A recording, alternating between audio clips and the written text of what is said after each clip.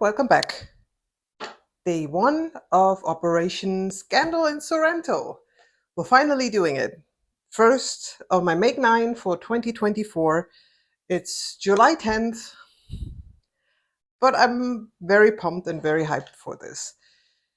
We are going to start on this one with the probably simpler of the two items, which is the Rita blouse from Gertie's Charm Patterns. So I have my tracing here. You've seen in my plans video, I wore the trial version. Now, this is a straight size 8.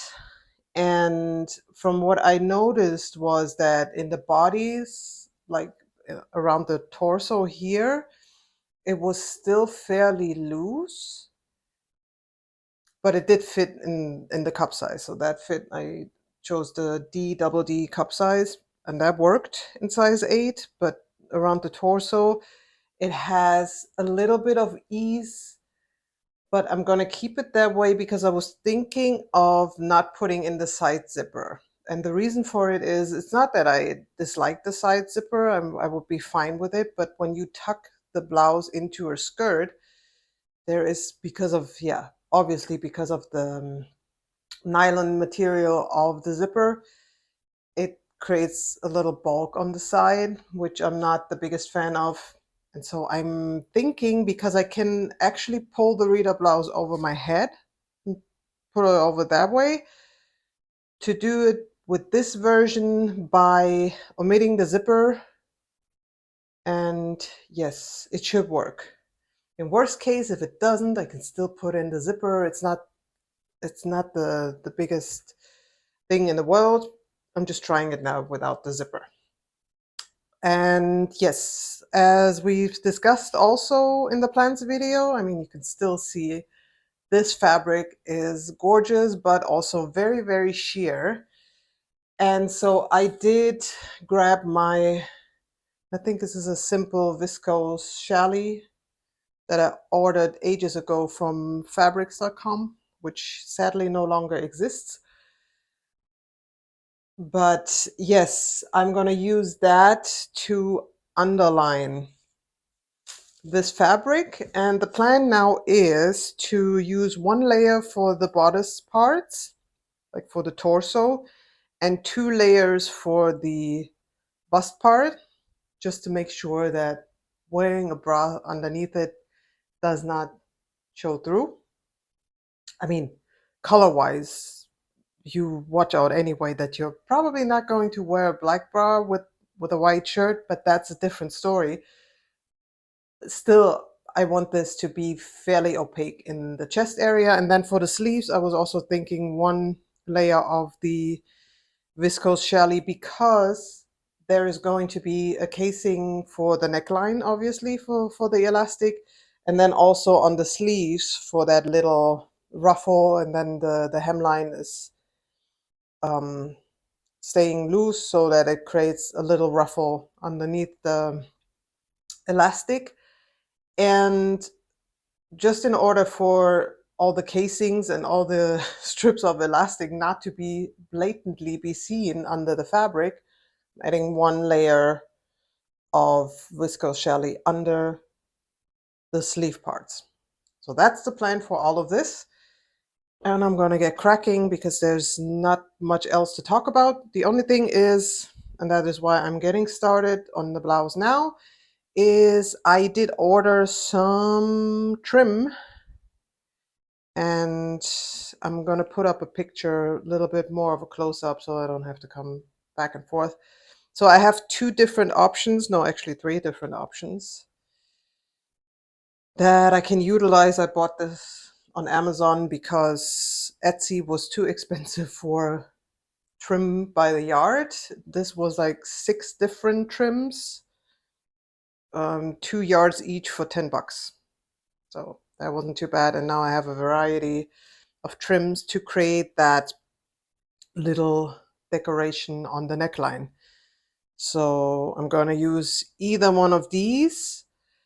And the plan is actually to sew the trim on before, obviously, you stitch it down, and then you put the elastic through the neckline so that actually the trim goes with the channel of the elastic and is gonna scrunch together. That's at least the plan I have in my head. I hope it doesn't tank. I hope it doesn't go horribly wrong, but that is for now what I'm intending on doing. And like I said, it's gonna be either one of these three. These are my favorites. The other three are a little too wide in my opinion. Yeah. So there is that. I also have a couple of buttons. So I have a couple of button options. Actually two, now that I think of it. The one kind of fell to the side because I'm like, no, this is not going to work. It's going to be either the red roses or the little white hearts, pearly hearts for decorative buttons. And I'm thinking of either just doing buttons on this chest part, just the upper part, and then on the bodice there's nothing, or I go all the way through with the buttoning down. But obviously not a real button placket, it would just be for show. And yeah, that's all I got. I am super excited. I hope I get through the whole blouse today. And that's why, without further ado, I'm going to put you on time lapse and then we're going to get cracking.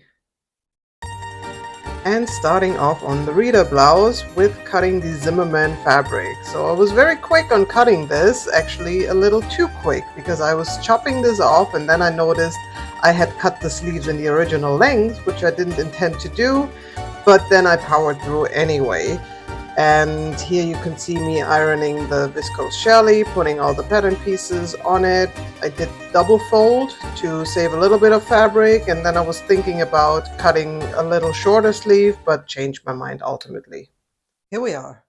And I did now pause the time lapse just to show you I have now pinned down the upper fabric with the viscose, as you can see. And what I'm going to do is I'm going to machine baste around the edges so that these are then being treated as one layer instead of two layers, or in the case of the bodice, even three layers. So here you only see the torso pieces. This is the back pieces, and here we got the front pieces, just to demo what this is going to look like. And after I'm done with the stitching, I'm also going to trim off the excess from the viscose because it's a lot looser. It's not as stable as the outer, the Zimmermann fabric, but yeah, this is going to look great. I think, I hope. Wish me luck.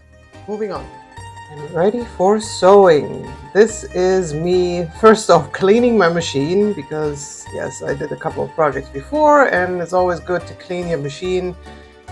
Technically between every project, although I do a little more or a little less. Here I did a little more. I was taking off the blade and really took my time to get rid of all of the fluff from the previous project because it was a little bit of a fluffy situation there. So taking a little bit of time to doing that, and also oiling at least the bobbin part of my machine. Sometimes I take the upper part apart as well and oil there, but I'm not doing that all the time because it's a little bit more labor intense. And then I was done with that and could finally start on the sewing process, which meant new needle, new thread, and then I started to machine baste all the pieces, like I said. And the method of me doing that is I start, if you think of a rectangular piece of fabric, like with the sleeve, I start the adjacent pieces first, so the longer parts, and then do the other two sides, which is the shorter part. So working a little bit in pairs, if that makes sense. And yes, just going through the process of machine basting all of the pieces, just making sure that the 2 or 3 pieces of fabric will ultimately behave when I start assembling the blouse. All right, and welcome back. I did more sewing after what was it? Oh yeah, you saw me machine based all of the pieces connecting the outer fabric to the viscose challis. As you can see here, this is one of the sleeves, you can see, with one layer. And what happened afterwards was I did more sewing at night, but I did that in my pajamas. And when I sew in my pajamas, you're not going to see it because we're not that comfortable with each other. I mean, logical. I wanted a chill sewing night without camera. What I did do, and I got this here, was I put together all of the front pieces and back pieces. I can hold it actually the correct side up. So here's the front. This is the bust piece, and then you have the bottom pieces, and you got the back side. And everything is done with French seams, which was quite a bit of work. I can actually mildly show that here. Maybe you can see. Because I've now pinned everything together to do the side seams in the same manner as French seams, like I had said before. I will not put a zipper in. I'm going to risk it from the trial version that I had with the Rita blouse. And I'm able to pull that over my head without opening the zipper. So I'm trying it with this one as well. If it doesn't work, I can still open up the one side and put a zipper in. That's not the big issue. But for now, we're trying it like this. And I'm also going to, for the sleeves, I'm going to make this a little bit different. And I've been thinking about this the past 2 days. I am now first going to actually apply bias binding. And I made like very, very fine strips of bias binding. I'm going to hem the sleeve first. This is like the first piece of action that I'm doing on the sleeve.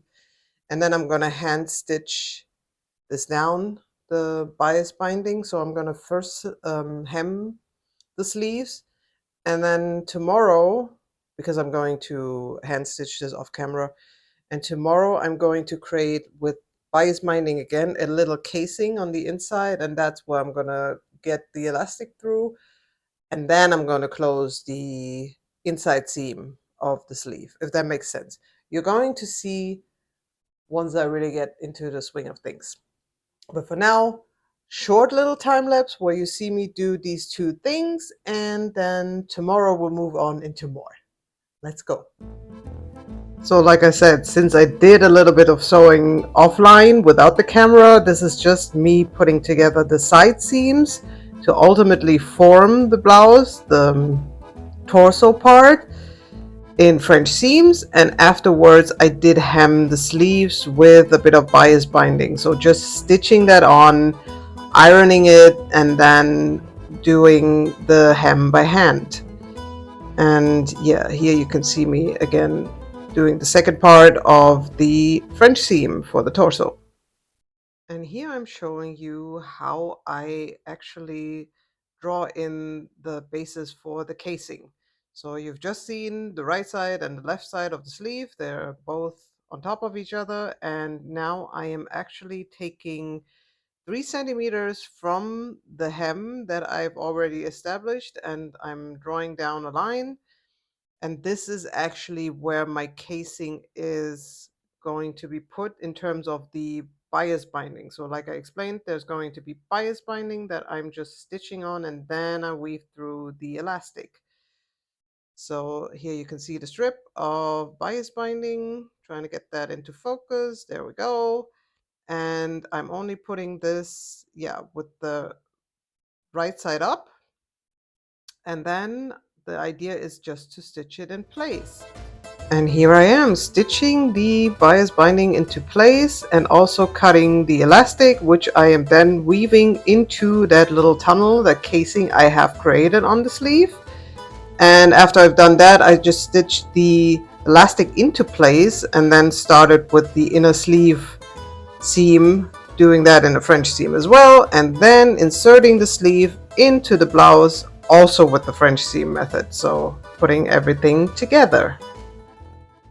Moving on to the neckline of the blouse. Here you can see that I have actually folded over and ironed down 1 centimeter allowance for a clean finish. And now I'm holding the final trim up to the neckline, and I'm going to stitch that down actually about 2-3 millimeters, and then it's going to be folded over by 1 centimeter, which is what I'm showing you here with my little ruler, so that I'm creating a little casing for the neckline. And here you can see me stitch the trim onto the neckline, folding that over, ironing it off camera, and then stitching it down again. And then I started the very fiddly process of weaving through the elastic. The problem was with the actual fabric that the eyelet structure kept getting in the way of pulling through the elastic, so I had to undo a couple of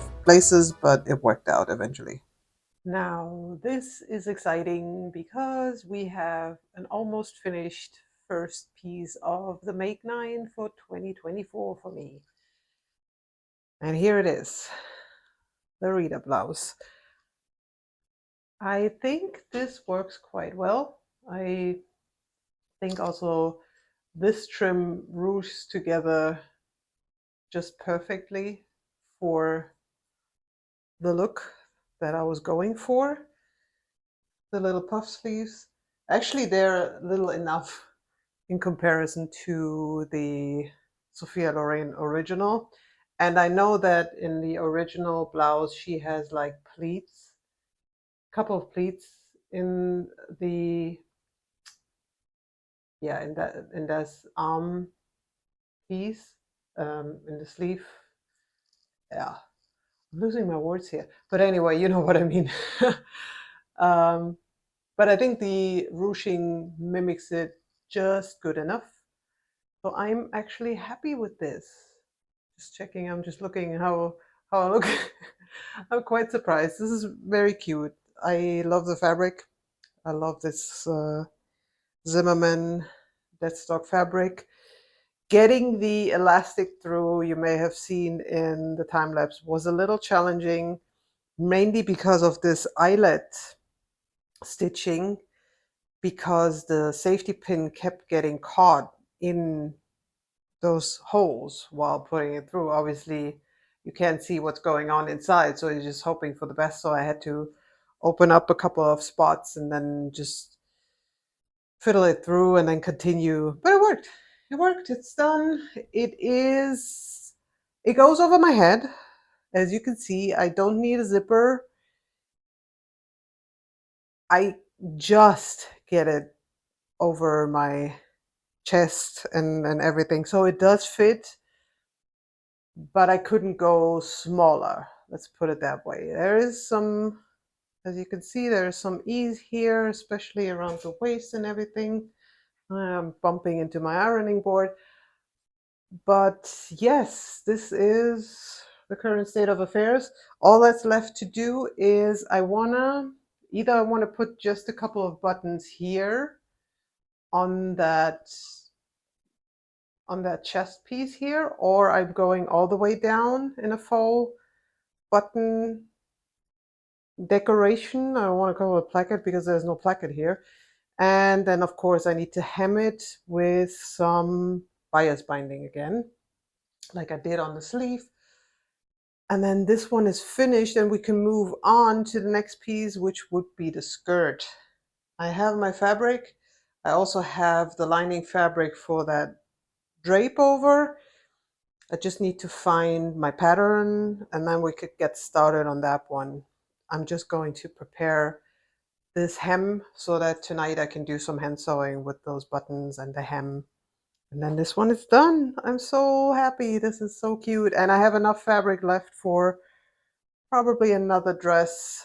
Something similarly romantic, but then with a probably tiered and gathered skirt. Something, again, a little bit. I think this fabric just screams some Italian romantic look.